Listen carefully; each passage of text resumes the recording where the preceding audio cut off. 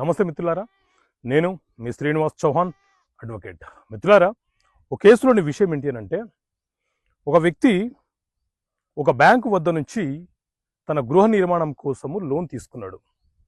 గృహ నిర్మాణం అయిపోయింది. కొన్ని సంవత్సరాల తర్వాత ఆ లోన్కి సంబంధించిన అప్పులన్నీ కూడా క్లియర్ చేసేసినాడు.